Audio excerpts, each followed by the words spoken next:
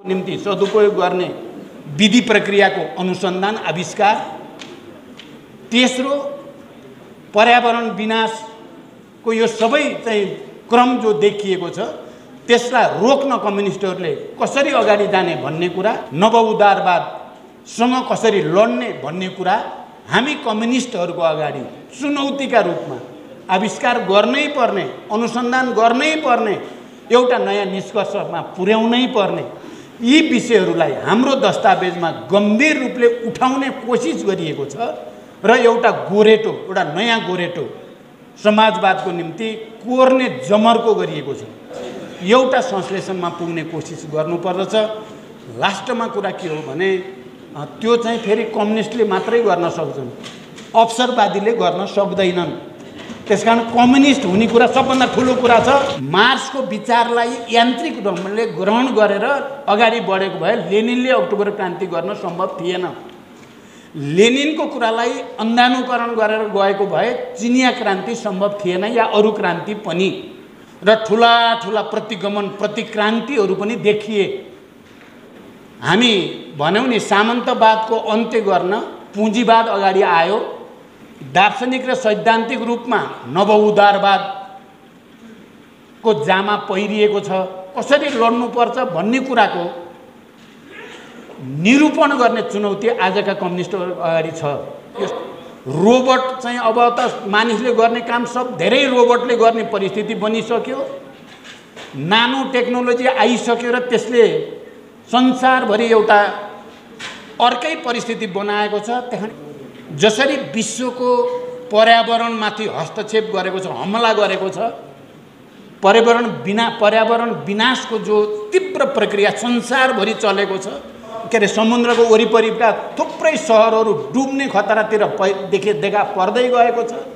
हेरेर पनि बुझ्न सकिन्छ कति ठुल्ठुला परिवर्तन आएका छन्। आजभोलि बेमौसमको बाढी आउने, आँधी हुरी आउने होइन, प्राकृतिक विविधता, जैविक विविधताको विनाश हुने र कयौं जीवहरू, जङ्गली जनावरहरू विनाश हुँदै जाने र यसको जिम्मा उनले नै लिनुपर्छ। हामी चाहिँ मान्दैनौँ।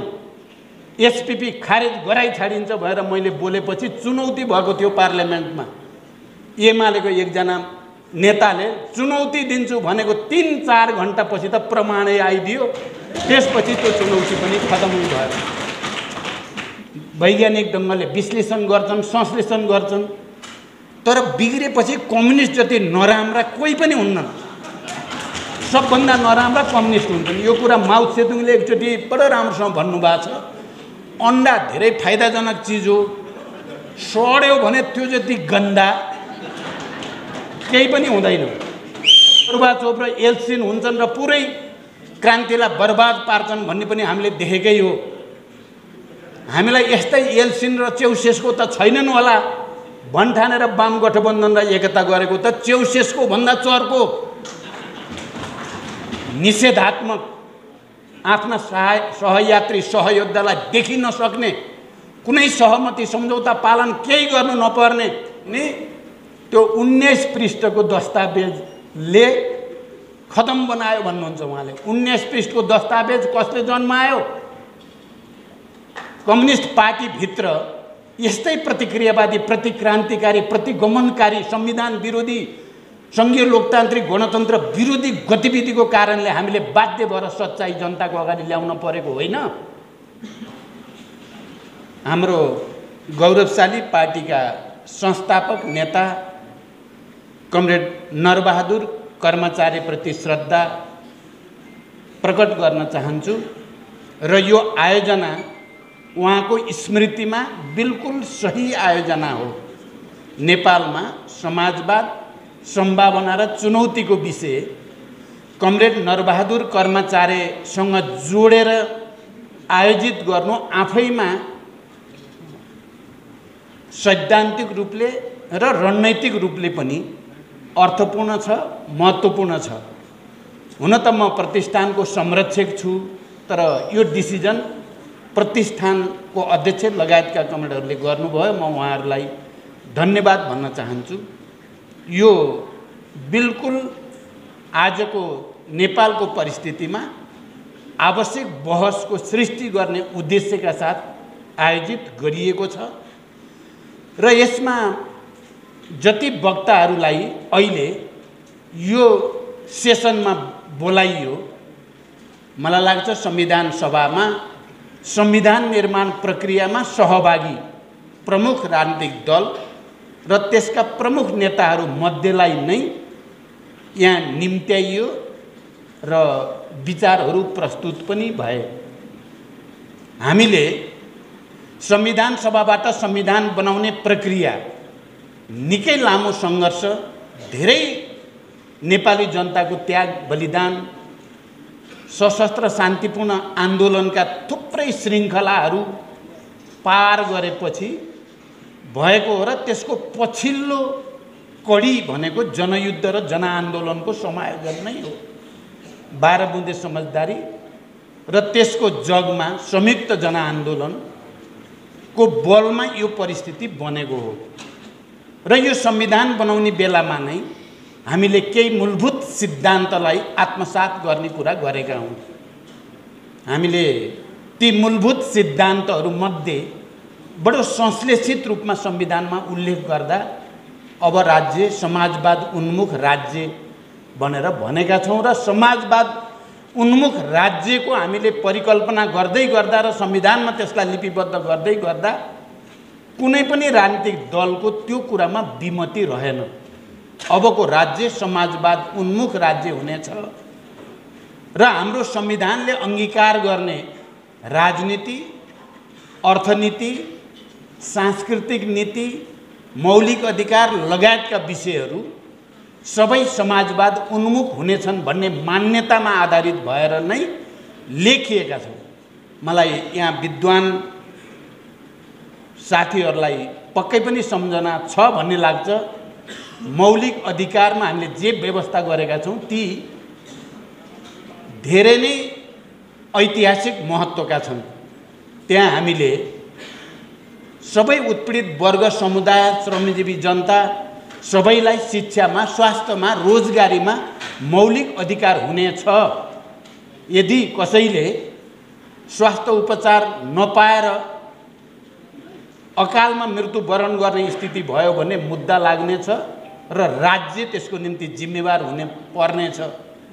कसैले उचित शिक्षाको वातावरण पाएन भने त्यहाँ मुद्दा चल्नेछ र राज्यले त्यसको जवाबदेही लिनुपर्नेछ भन्ने मान्यताबाट यो संविधानमा धेरै महत्त्वपूर्ण मौलिक अधिकारका प्रावधानहरू राखिएको छ र हामीले समाजवाद उन्मुख कसरी हुने भन्दा हामीले अबको हाम्रो अर्थतन्त्र निजी, सार्वजनिक र सहकारीको समन्वयबाट अगाडि बढ्नेछ भन्ने कुरा पनि हामीले संविधानमा किटेर भनेका छौँ। सार्वजनिक, निजी र सहकारीको समन्वय आफैमा एउटा त्यस्तो मान्यता हो जसले जगैदेखि समाजवादका भ्रूणहरूको जगेर्ना गर्न सक्छ भन्ने मान्यताबाट उत्प्रेरित भएर नै हामीले त्यसो गरेका हौँ। हाम्रो संविधानले अब समाजमा लामो समयदेखि विभेद र उत्पीडनमा पारिएका वर्ग समुदायको समावेशी समानुपातिक प्रतिनिधित्व सुनिश्चित गर्नेछ भन्ने कुरा पनि हामीले भनेका छौँ। त्यसअनुसार दलितहरूको निम्ति, महिलाहरूको निम्ति, मधेसीहरूको निम्ति, आदिवासी जनजातिहरूको निम्ति, पिछडिएका क्षेत्रहरूको निम्ति विशेष व्यवस्था गरिनेछ भन्ने कुरा जे भनिएको छ त्यो पनि आफैमा दूरगामी र ऐतिहासिक महत्त्वका प्रावधानहरू हाम्रो संविधानले राखेको छ। त्यसकारण मलाई यहाँ सुरुमा वक्ताहरूले कुरा राख्दै गर्दा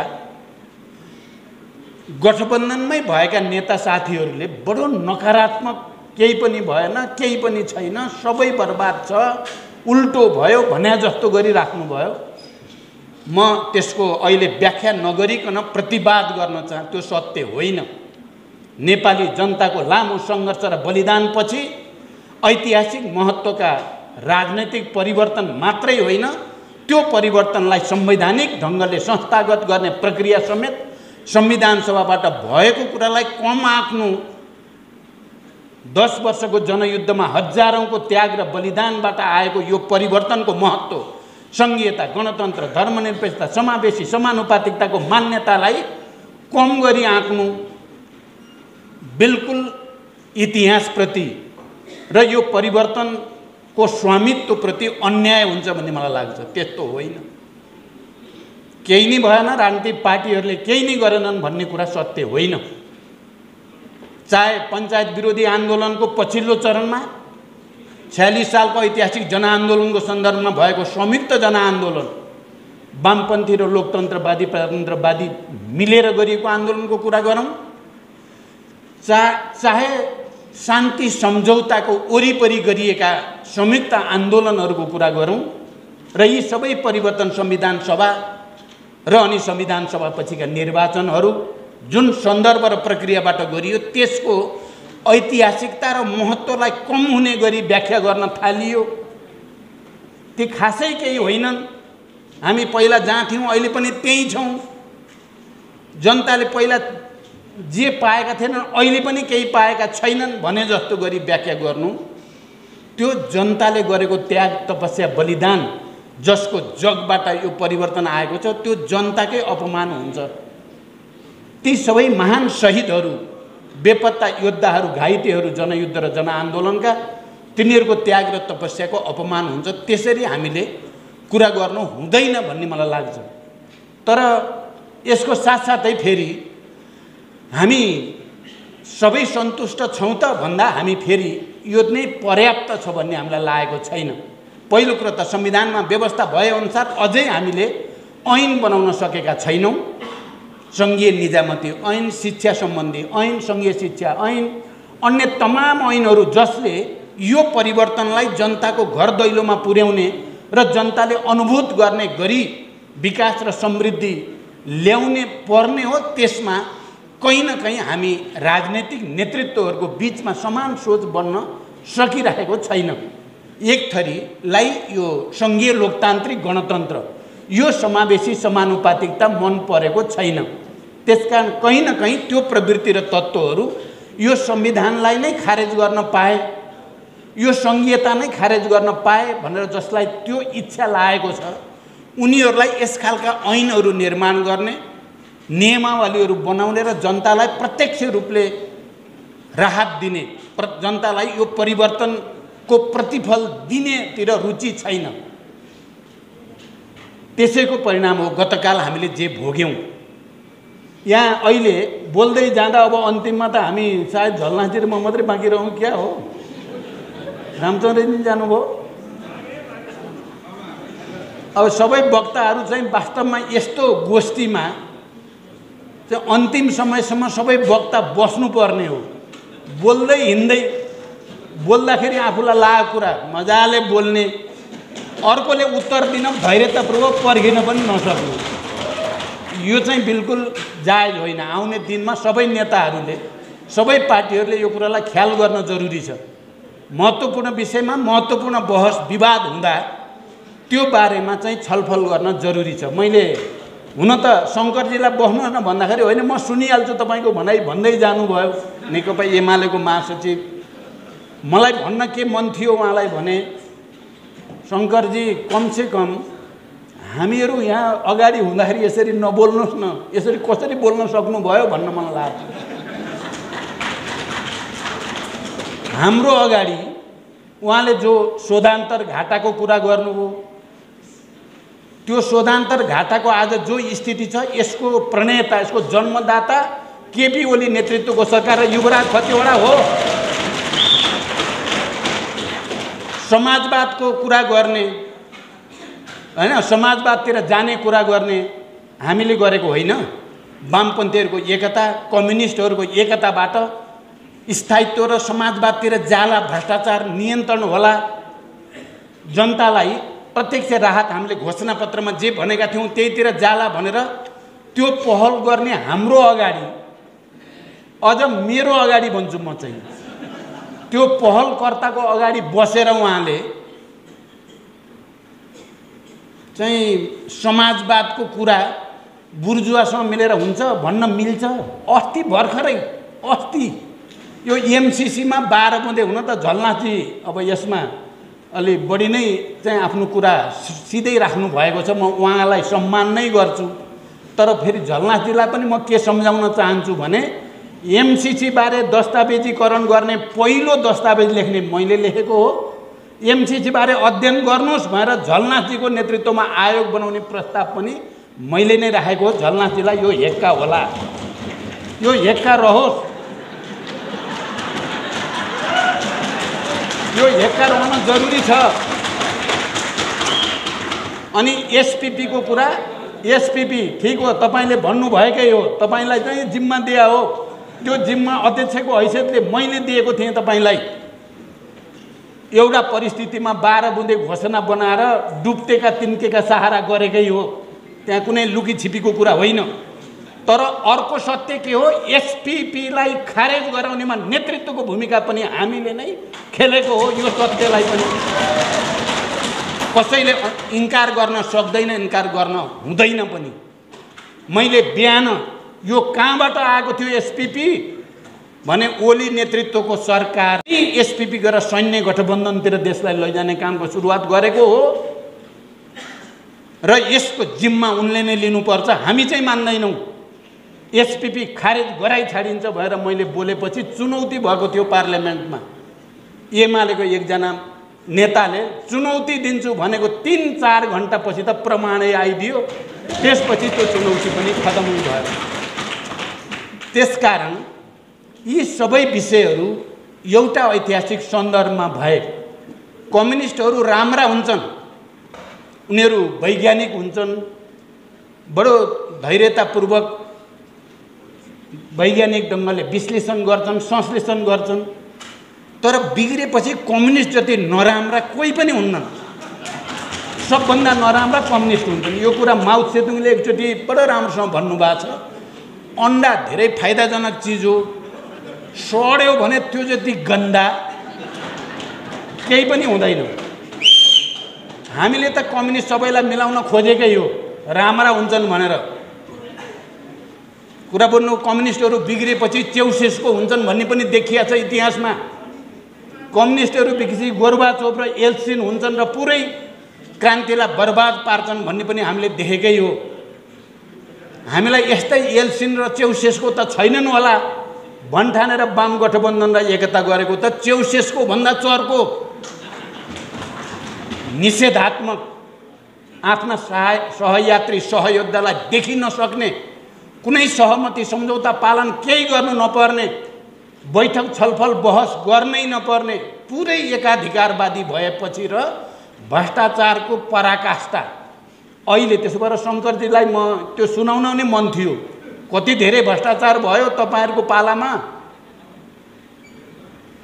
अहिले जहिले पनि केपीजीले जसलाई पनि भन्नुहुँदो रहेछ, जसलाई भेटे पनि भन्ने त्यो 19 पृष्ठको दस्तावेजले खतम बनायो भन्नुहुन्छ उहाँले। 19 पृष्ठको दस्तावेज कसले जन्मायो?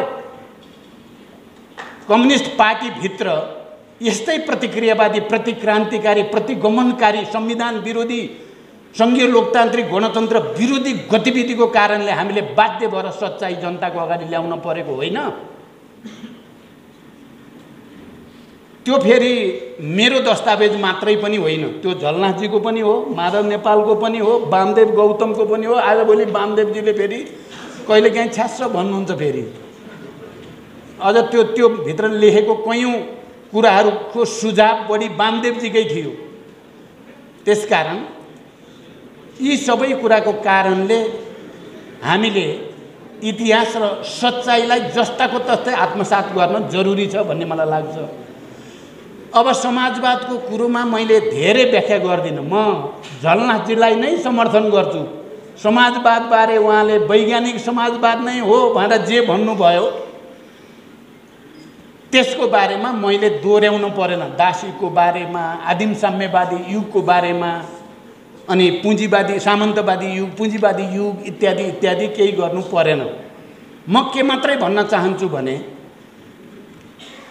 मार्क्सवाद परिवर्तन गति र परिवर्तनको प्रवाहलाई वैज्ञानिक रूपले संश्लेषण गर्ने विज्ञान हो।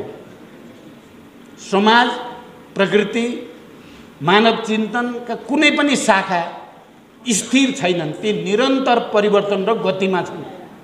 त्यहाँ त्यो परिवर्तन र गतिको प्रक्रियामा आएको यथार्थलाई आत्मसात गर्दै लेनिनले पछि के भन्नुभयो भने ठोस वस्तुको ठोस विश्लेषण गर्नु र त्यसअनुसार नीति निर्धारण गर्नु नै मार्क्सवादको आत्मा हो भनेर व्याख्या गर्नुभयो। मार्क्सवाद भनेको कुनै धर्मशास्त्र होइन, कुनै मठाधीशको चाहिँ जस्तो त्यो घन्टी बजाउने कुरा पनि होइन। यो परिवर्तनको प्रवाहलाई बुझ्ने र त्यसअनुसार नीति निर्धारण गर्दै अगाडि बढ्ने विज्ञान हो। एकचोटि यस्तै गोष्ठी हुँदा सायद मार्क्स एङ्गल्सकै पालामा कतिपय ठुला विद्वानहरूले, आज मैले त्यो पनि सम्झेँ, हाम्रो गठबन्धनकै केही साथीहरूको व्याख्या सुन्दाखेरि मलाई मार्क्स एङ्गल्सले त्यति बेला सायद 1864-65 कुरा हो जस्तो लाग्छ मलाई, मिति चाहिँ एकिन याद भएन। यो मार्क्स ठुल्ठुला कुरा गर्छ, विज्ञानका कुरा गर्छ, समाजवादको कुरा गर्छ, मजदुरको जिन्दगी कस्तो छ हेर्न जानु छैन, मजदुरका झुपडीमा गएर उनका दुःख दर्द बुझ्नु छैन भनेर बेसरी मार्क्सको आलोचना गरेको थिए त्यहाँ। अर्को एउटा सधैँ झुपडीमा बस्ने, मजदुरसँगै खाने, मजदुरसँगै हिँड्नेलाई अलि आदर्शीकरण गरेर व्याख्या गर्दा मार्क्सले भन्नुभएको थियो अज्ञानताले इतिहासमा जनताको कहिल्यै सेवा गरेको छैन, त्यहाँ ज्ञानको विरोध गर्ने तपाईँ जस्ता पाखण्डीहरूको कुरा सुन्ने मलाई फुर्सद छैन। मार्क्सले भन्नुभएको थियो जनताको सेवा गर्ने, इतिहासलाई अगाडि बढाउने ज्ञानले गर्छ, विज्ञानले गर्छ, अज्ञानताले होइन। क्षुद्र व्यवहारवादका कुराले समाजलाई अगाडि लाँदैन। त्यसकारण मेरो भनाइ के छ त, झलनाथजी मैले तपाईँको समर्थन गरेको छु है, समाजवादबारे पुरै झलनाथको व्याख्या सही भनेको छु मैले। कारण मैले त्यसलाई नदोर्याउने गरी भने त्यो कुरा चाहिँ। र मैले अहिले 2-3टा कुरामा मात्रै सबैको ध्यान आकर्षण गराउन चाहन्छु। आज हाम्रो चुनौती कहाँनिर हो त? समाजवादको सम्भावनाको कुरा त हामीले सङ्घर्षबाट यहाँसम्म आयौँ, सम्भावना छ भन्ने कुरा मैले भने। अब चुनौती कहाँनिर हो भन्दा सबभन्दा विचारधारात्मक स्पष्टता र एकतामा चुनौती छ। विचारको विकासको चुनौती पनि भन्न सकिन्छ। मार्क्सको विचारलाई यान्त्रिक ढङ्गले ग्रहण गरेर अगाडि बढेको भए लेनिनले अक्टोबर क्रान्ति गर्न सम्भव थिएन। लेनिनको कुरालाई अन्धानुकरण गरेर गएको भए चिनिया क्रान्ति सम्भव थिएन या अरू क्रान्ति पनि। अहिले 20औं शताब्दी, 19औं शताब्दी र 20औं शताब्दीका क्रान्तिका अनुभवहरू, किनभने ठुला क्रान्ति पनि देखियो 19औं शताब्दी र 20औं शताब्दीको एउटा निश्चित कालखण्डसम्म, र ठुला प्रतिगमन प्रतिक्रान्तिहरू पनि देखिए। त्यसकारण ती क्रान्तिका र प्रतिक्रान्तिका अनुभवहरूको वैज्ञानिक संश्लेषणको चुनौती छ। अहिले 21औं शताब्दीको विश्व परिस्थिति अनुसार ती अनुभवहरूलाई हामीले कसरी चाहिँ संश्लेषण गर्ने, एउटा चुनौती समाजवादको त्यही नै हो। दोस्रो चुनौती, अहिले हामी भन्यौँ नि सामन्तवादको अन्त्य गर्न पुँजीवाद अगाडि आयो र पुँजीवादको प्रारम्भमा त्यो प्रतिस्पर्धात्मक औद्योगिक पुँजीवादको रूपमा अगाडि आयो। केही समयपछि त्यो एकाधिकार पुँजीवाद, साम्राज्यवादको रूपमा त्यो विकसित भयो र अहिले हामी सबै एउटा कुरामा सहमत छौँ कि त्यो एकाधिकार पुँजीवाद अहिले दार्शनिक र सैद्धान्तिक रूपमा नवउदारवादको जामा पहिरिएको छ। आर्थिक रूपमा त्यो वित्तीय एकाधिकार पुँजीवादको रूपमा, भूमण्डलीकरणको रूपमा त्यो व्यक्त भएको छ। यसका विशेषता के हुन् र योसँग संसारभरिका श्रमजीवी जनताले कसरी लड्नुपर्छ भन्ने कुराको निरूपण गर्ने चुनौती आजका कम्युनिस्टहरू अगाडि छ। यो सजिलै हामीले भाषण गरे जस्तो मात्रै छैन, यो धेरै कठिन कुरा छ, धेरै चुनौतीपूर्ण छ र धेरै ठुलो मेहनत र साधनाको यसले माग गर्छ र धेरै ठुलो बहस, अन्तर्क्रिया र सङ्घर्षको पनि यसले माग गर्छ। अहिले भूमण्डलीकरण, नवउदारवाद, वित्तीय एकाधिकार पुँजीवादका विशेषताहरू, त्योसँग समाजवादीहरूले लड्ने कसरी भन्ने कुराको समग्र व्याख्या, एउटा निरूपण वैज्ञानिक ढङ्गले त्यसमा तथ्य तर्क सबैद्वारा प्रमाणित गर्ने प्रामाणिक र आधिकारिक व्याख्या दिने चुनौती आजका समाजवादी भनेको हाम्रो भाषामा वैज्ञानिक समाजवादी नै हो, अरू कुनै समाजवादी होइन। तिनीहरूको अगाडि छ। दोस्रो कुरा, तेस्रो कुरा, अहिले विज्ञान प्रविधिले यति धेरै विकसित भयो, डिजिटलाइजेसनको युग भयो, रोबोट चाहिँ अब त मानिसले गर्ने काम सब धेरै रोबोटले गर्ने परिस्थिति बनिसक्यो। नानो टेक्नोलोजी आइसक्यो र त्यसले संसारभरि एउटा अर्कै परिस्थिति बनाएको छ। त्यहाँ यो विज्ञान प्रविधिको विकास र यसले गरेको चमत्कार जस्तो देखिने कुरालाई हामीले हाम्रो वर्गको निम्ति, समाजको निम्ति र जनताको निम्ति सदुपयोग गर्ने उपाय विधि के हो, कसरी त्यसले हाम्रो वर्गको निम्ति, हाम्रो मुक्तिको निम्ति, समाजवादको निम्ति प्रयोग गर्न सकिन्छ, यसको पनि गहन अध्ययन हुन जरुरी छ। सजिलै एउटा वाक्यमा भनिदिएको भरमा यो टुङ्गिनेवाला छैन। त्यहाँ यो विषय तेस्रो।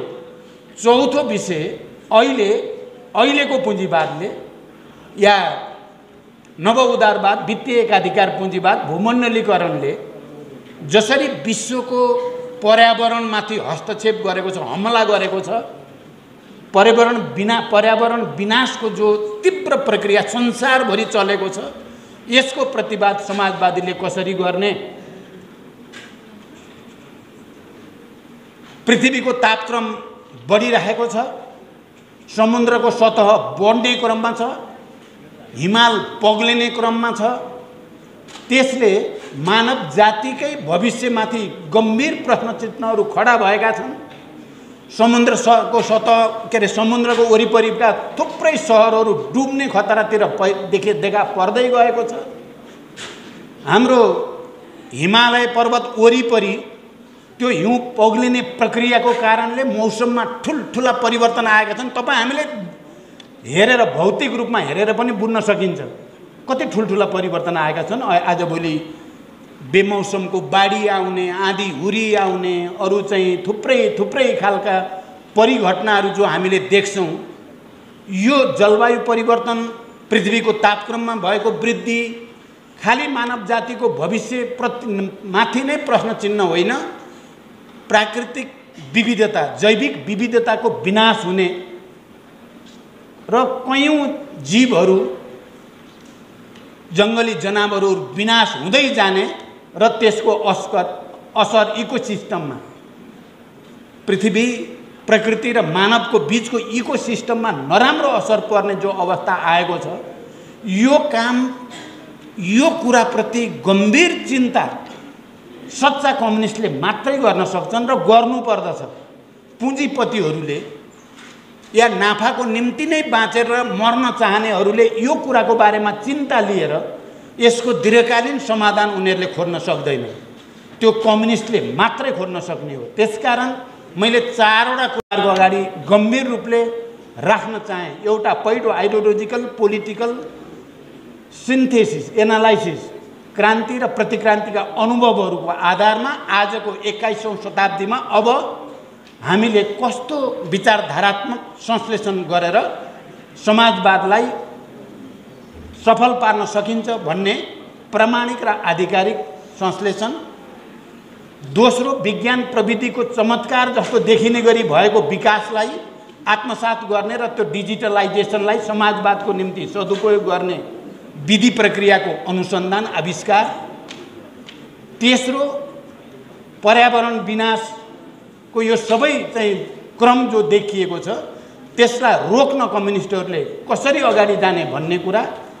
चौथो, मैले दोस्रोमा भनेको थिएँ, अहिले भन्दा चौथोमा गयो, अहिलेको पुँजीवाद, वित्तीय एकाधिकार पुँजीवादको विशेषता, नव उदारवादसँग कसरी लड्ने भन्ने कुरा र समाजवादी अर्थतन्त्र। यी चारवटा विषय मूलभूत रूपमा हामी कम्युनिस्टहरूको अगाडि चुनौतीका रूपमा आविष्कार गर्नै पर्ने, अनुसन्धान गर्नै पर्ने, एउटा नयाँ निष्कर्षमा पुर्याउनै पर्ने।